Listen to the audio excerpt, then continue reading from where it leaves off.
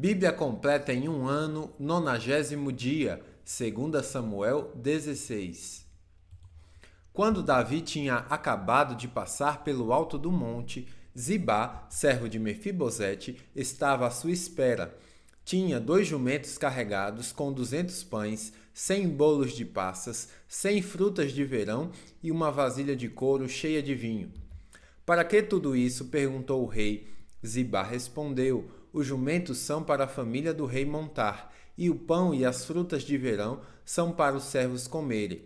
O vinho é para os que ficarem exaustos no deserto. E onde está Mefibosete, neto de seu senhor Saul? Perguntou o rei. Zibá respondeu: ficou em Jerusalém, pois disse: hoje o povo de Israel me devolverá o reino de meu avô Saul.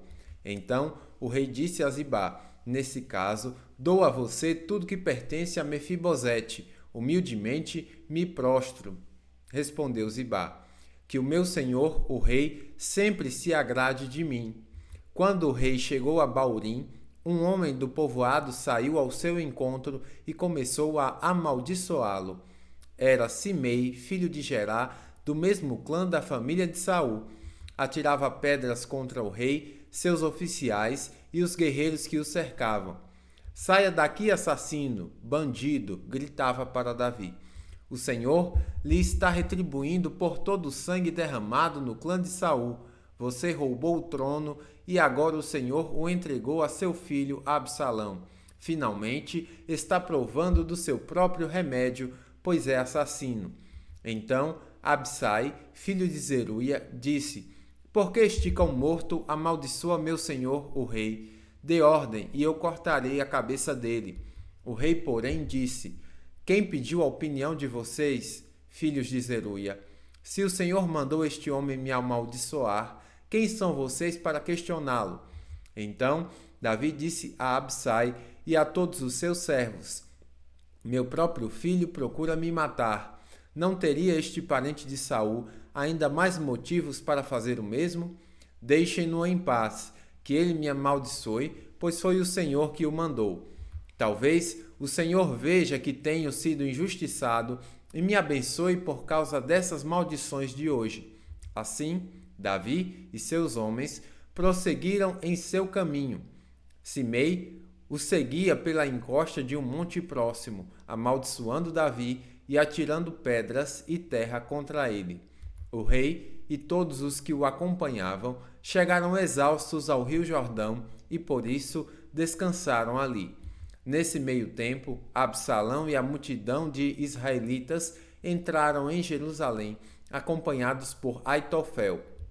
Quando Husai, o arquita, amigo de Davi, chegou à cidade, foi logo ao encontro de Absalão. Viva o rei! Exclamou. Viva o rei! É assim que você mostra lealdade a seu amigo Davi? Perguntou-lhe Absalão. Por que não está com ele? Husai respondeu: estou aqui porque pertenço àquele que é escolhido pelo Senhor e por todos os homens de Israel. Além do mais, é natural que eu sirva ao filho de Davi. Assim como fui conselheiro de seu pai, agora serei seu conselheiro. Então Absalão se voltou para Aitofel e perguntou: o que devo fazer agora? Aitofel respondeu: tenha relações com as concubinas que seu pai deixou para tomar conta do palácio. Então todo Israel saberá que você insultou seu pai de tal modo que será impossível haver reconciliação. Isso encorajará os que estão do seu lado. Então armaram uma tenda no terraço do palácio e ali Absalão teve relações com as concubinas de seu pai à vista de todo Israel. Absalão seguiu os conselhos de Aitofel como Davi tinha feito, pois as palavras de Aitofel pareciam sábias como se fossem um conselho dado pelo próprio Deus. 2 Samuel 17.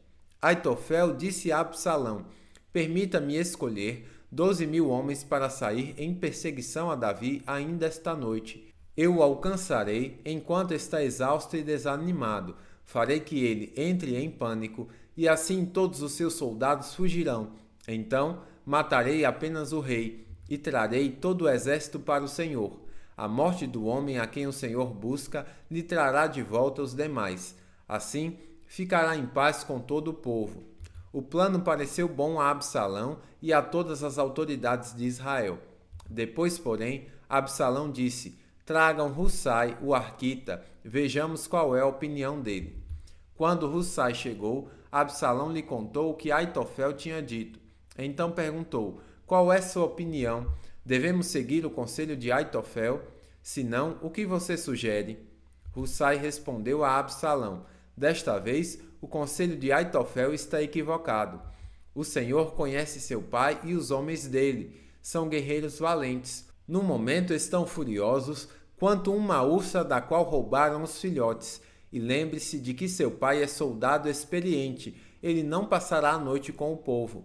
É provável que já esteja escondido em uma cova ou caverna.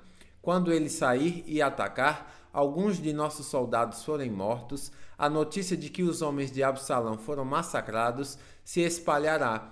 Então, até os soldados mais destemidos, embora sejam corajosos como um leão, serão tomados de pavor. Afinal, todo Israel sabe como seu pai é um guerreiro poderoso e como são valentes os homens que o acompanham. Recomendo que o Senhor reúna todo o exército de Israel e convoque soldados desde Dan ao norte até Berseba ao sul, tão numerosos quanto a areia da praia. Aconselho também que o Senhor mesmo vá à frente das tropas. Quando encontrarmos Davi, cairemos sobre ele como orvalho cai sobre a terra. Nem ele, nem nenhum de seus homens sobreviverão. E, caso Davi consiga escapar para alguma cidade, o Senhor terá todo Israel sob seu comando. Levaremos cordas e arrastaremos os muros da cidade para o vale mais próximo, até que não reste uma pedrinha sequer. Então Absalão e todos os homens de Israel disseram: o conselho de Hussai é melhor que o de Aitofel, pois o Senhor havia decidido frustrar o sensato conselho de Aitofel a fim de trazer desgraça sobre Absalão. Hussai contou aos sacerdotes Zadok e Abiatar o que Aitofel tinha dito a Absalão e às autoridades de Israel e o que ele próprio havia aconselhado. Rápido, disse ele aos sacerdotes, encontrem Davi e insistam para que ele não passe esta noite nos pontos de travessia do Jordão, mas que atravesse o rio e vá para o deserto. Do contrário, ele e todos os que o acompanham morrerão. Jonatas e Aimás haviam ficado em En-Rogel para não serem vistos entrando e saindo da cidade. Tinham pedido que uma serva lhe trouxesse a mensagem que deviam transmitir ao rei Davi. Contudo, um rapaz os viu em En-Rogel e avisou Absalão. Por isso, fugiram depressa para Baurim, onde um homem os escondeu dentro de um poço em seu quintal. A esposa desse homem estendeu um grande pedaço de pano sobre o poço e em cima espalhou grãos de cereal para secar ao sol, para que ninguém suspeitasse que estivessem ali. Os homens de Absalão chegaram e perguntaram à mulher: você viu Aimás e Jonatas? A mulher respondeu: estiveram aqui, mas atravessaram o riacho. Os homens de Absalão os procuraram sem sucesso e voltaram para Jerusalém. Jonatas e Aimás saíram do poço e correram para onde o rei Davi estava. Depressa, disseram ao rei, atravessem o Jordão ainda esta noite, e lhe contaram que Aitofel havia aconselhado que ele fosse capturado e morto. Então Davi e todos os que o acompanhavam atravessaram o rio durante a noite e chegaram à outra margem antes do amanhecer. Quando Aitofel viu que Absalão não havia seguido seu conselho, selou seu jumento, foi para sua cidade natal, pôs seus negócios em ordem e se enforcou. Assim morreu e foi sepultado no túmulo de sua família. Davi chegou logo a Manaim, e a essa altura Absalão havia reunido todo o exército de Israel e conduzia as tropas até o outro lado do Jordão. Absalão havia nomeado Amasa para comandar seu exército em lugar de Joabe. Amasa era primo de Joabe, seu pai era Jeter, um ismaelita, e sua mãe Abigail era filha de Naás, irmã de Zeruia, mãe de Joabe. Absalão e o exército israelita acamparam na terra de Gileade.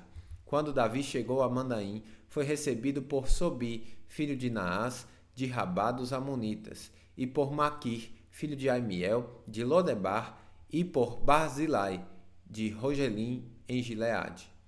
Trouxeram camas, vasilhas, tigelas, trigo e cevada, farinha e grãos tostados, feijão e lentilha, mel, coalhada, ovelhas e queijo para Davi e os que o acompanhavam, pois disseram: vocês devem estar muito famintos, cansados e sedentos depois da longa caminhada pelo deserto. 2 Samuel 18.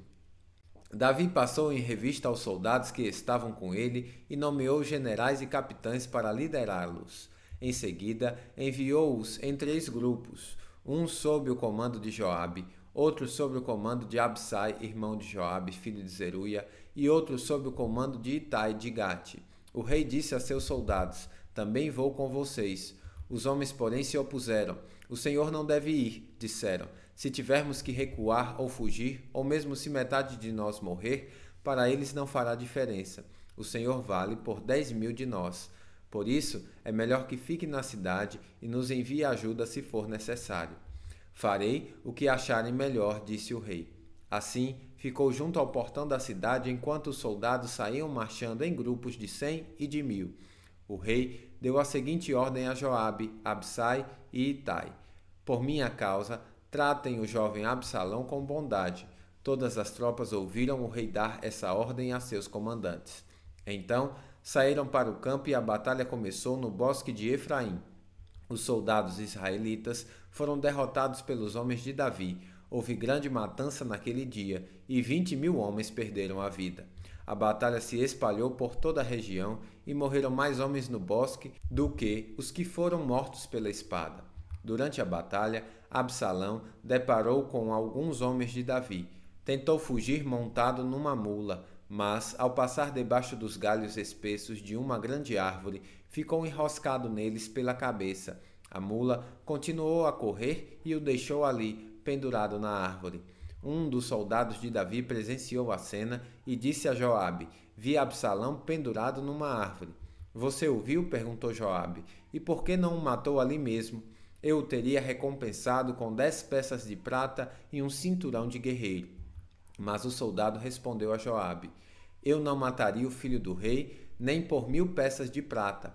Todos nós ouvimos o rei dizer ao Senhor, a Absai e a Itai: por minha causa, poupem o jovem Absalão. E, se eu tivesse traído o rei e matado seu filho, certamente ele ficaria sabendo, e o Senhor seria o primeiro a ficar contra mim. Não vou perder mais tempo discutindo com você, disse Joabe. Então pegou 3 dardos e atravessou com eles o peito de Absalão, quando ele ainda estava vivo, pendurado na árvore. Em seguida, 10 jovens escudeiros de Joabe cercaram Absalão e o mataram. Então Joabe tocou a trombeta e seus homens pararam de perseguir o exército de Israel. Atiraram o corpo de Absalão numa cova profunda no bosque e sobre ela colocaram um monte de pedras, e todos os israelitas fugiram para suas casas. Quando ainda estava vivo, Absalão havia construído para si um monumento no Vale do Rei, pois disse: não tenho filho para dar continuidade a meu nome. Chamou-o de Monumento de Absalão, como é conhecido até hoje. Então Aimás, filho de Zadok, disse: deixe-me ir correndo dar ao rei a boa notícia de que o Senhor o livrou de seus inimigos. Não, disse Joabe, não será uma boa notícia para o rei saber que o filho dele morreu. Você pode servir de mensageiro em outra ocasião, mas não hoje. Então Joabe disse a um etíope: vá e conte ao rei o que você viu. O homem se curvou diante de Joabe e partiu correndo. Contudo, Aimás, filho de Zadok, insistiu com Joabe: não importa o que aconteça, deixe-me ir também. Por que você quer ir, meu filho? Disse Joabe. Não haverá recompensa alguma pela notícia. Eu sei, mas deixe-me ir mesmo assim, implorou. Por fim Joabe disse: está bem, pode ir. Então Aimás pegou o caminho mais fácil pela planície e correu até a Manaim, à frente do etíope. Enquanto Davi estava entre os portões interno e externo da cidade, o guarda subiu até o terraço, sobre a porta, junto ao muro. Ao olhar dali, viu um homem correndo na direção deles. Gritou para avisar Davi e o rei respondeu: se está sozinho, traz boas novas. Quando o mensageiro se aproximou, o guarda viu outro homem correndo na direção deles e avisou: Outro homem se aproxima, e disse o rei: Talvez traga boas notícias. O primeiro homem corre como Aimás, filho de Zadok, disse o guarda. Ele é um homem bom e traz notícias boas, respondeu o rei. Então Aimás gritou para o rei: Tudo está bem. Curvou-se diante do rei com o rosto no chão e disse: Louvado seja o Senhor, seu Deus, que entregou os rebeldes que ousaram se levantar contra o meu senhor, o rei. E quanto a Absalão, perguntou o rei, ele está bem? Aimás respondeu, quando Joabe me enviou, havia grande confusão, mas não sei o que aconteceu. Espere aqui, disse o rei, e Aimás ficou esperando ao lado. Então chegou o etíope e disse, tenho boas notícias para o meu senhor, o rei. Hoje o Senhor livrou de todos que se rebelaram contra o rei.